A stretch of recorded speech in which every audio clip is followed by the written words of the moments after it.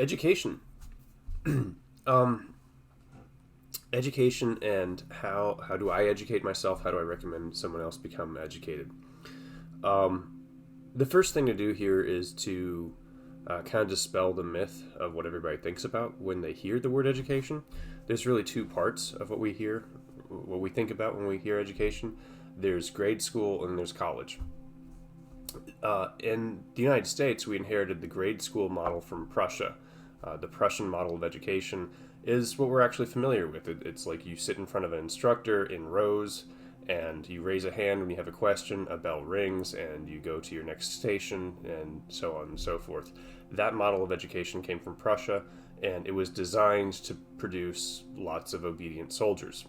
America adapted it to make factory workers that were capable of industrializing the entire continent, which we have, and making good factory workers and factory employees. So that's grade school, and then from there we do college. We do university. So the America's university system we inherited actually from England. England had the Oxford model of education, where during the middle of the last millennia, England had imperialist ambitions, and imperialize it very well did. It made the first global empire, and really this is really weird to say, but it civilized the world in a way. Every country has a flag because that's a standard that England had. So it turns out when you have the first global empire, your nobility, your upper noble class, has to be at least competent enough to administer a global empire. So the best way to do that is to get experts and libraries and stick them in one spot and have people go to that spot and learn what they have to learn and graduate in certain ways. But that's inexorably tied to upperclassmen's problems, right? That's the kind of learning that upper class people have to do in order to administrate properly. Because that was the best way of doing it that they had available to them at the time, and it lasted for hundreds of years. Experts in a room, and everybody had to be centrally located to disseminate that information to the most able, qualified people to then go out and administrate. That changed recently with the advent of the information age. Now you can access any specific expert level knowledge on the internet for virtually free. So on the job, you can find out what you need to know to advance your career or solve a particular problem, and it's trivial. Access to the information is trivial. So college is absolutely no longer about building competency and giving you disseminating information to you. It's almost strictly about qualifying yourself into those upper and upper middle classes. So no longer about the competency. That's why college is really more about sorting through who can enter into the upper middle and upper classes than it is about like practical learning. So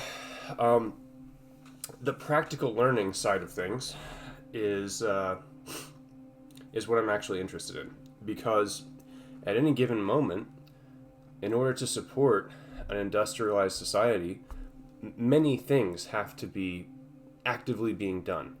A lot of wrenches have to be turned. A lot of tasks have to be done. Humanity is up to some stuff, and that's what I'm interested in.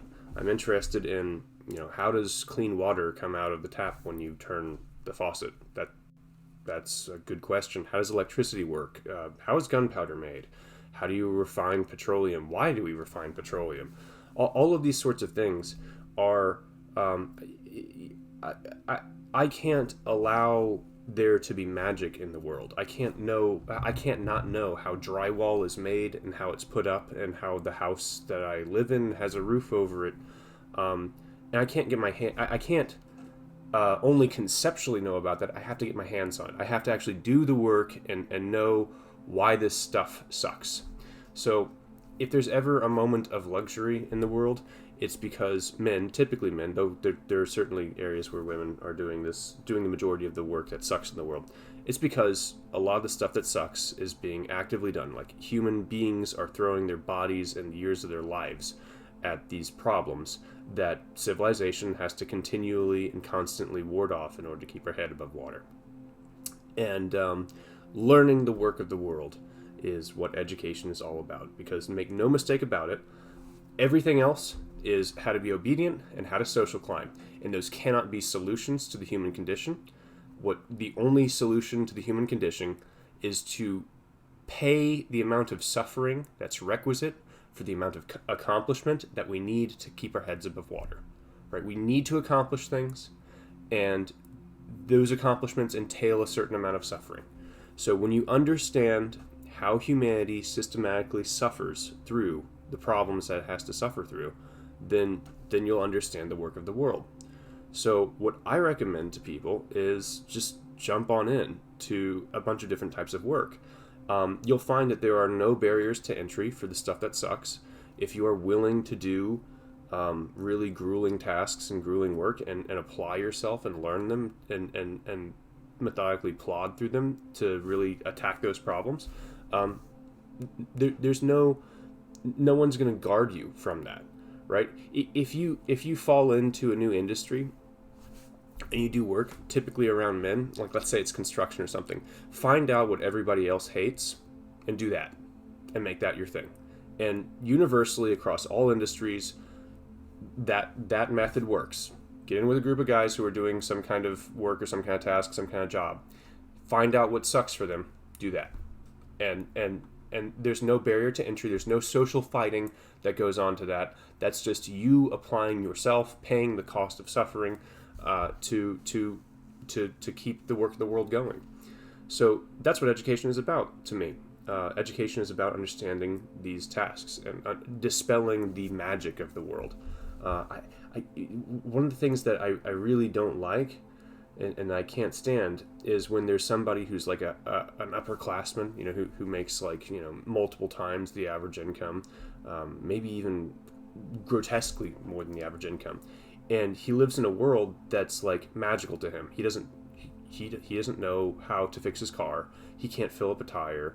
He doesn't know how to hang drywall. He can't fix a sink. He can't do anything. He just all he knows how to do is position himself in society in a way that he's far enough away from the suffering that humanity has to continually combat on an ongoing basis to where he can live a comfortable life. And I don't think of that as a shame, as like, oh, that's the upper class people and it's the lower class people's struggle, the burden that we have. Though that might be somewhat true, I think of that as a shame because like human beings are built and evolved to tackle hard problems. We're an adaptive species, and when you see someone who lives that like really comfortable lifestyle, that's like a wolf being made into a chihuahua. That person is essentially like the human equivalent of a chihuahua. They're not actually like fundamentally useful for anything. They're a pet. And that's a shame. It's a shame to look at that kind of person and think about like what they could have been, what they could be doing, versus them just kind of going the easy route to find some cheesy way to hide from suffering or work. So yeah, life on Earth. Make no mistake about it. Everything that lives suffers. In fact, you can define life by that which lives must struggle, and education is understanding that struggle. So don't delude yourself. While we like to conflate education with social climbing and how we fit in with the social sphere, that's not the case at all. Education is understanding the work of the world, and the most capable, able people responsibility will fall back on them when times get tough, because when times get tough, social climbers leave. They're like rats on a ship. They leave the ship, right? Now, you might very well find yourself in a position where you're handed messes that are way beyond one or several people's like comprehension to be able to deal with. And in those situations where like stuff's getting really grim, really bleak, things do fall back onto the people who are intimately familiar with the work and the people who actually volunteer. So like if you look at situations where stuff is getting really rough, like it feels like the whole organization you work for or whatever is barely keeping its head above water, you'll find that those people who live the social climbing lifestyle, they leave, they jump ship, they go somewhere else, they make a big mess, and they go somewhere else, and then there's a bunch of people who step up to the plate, and those are the volunteers. And if the organization's going to survive, they will pick the volunteers, the men who rise to the occasion, no matter which social strata they come from. Those volunteers will fix that problem, will turn that around, or the thing will collapse, right? Like if you work for a business, it might go under. Your department might be closed if you work for a big business.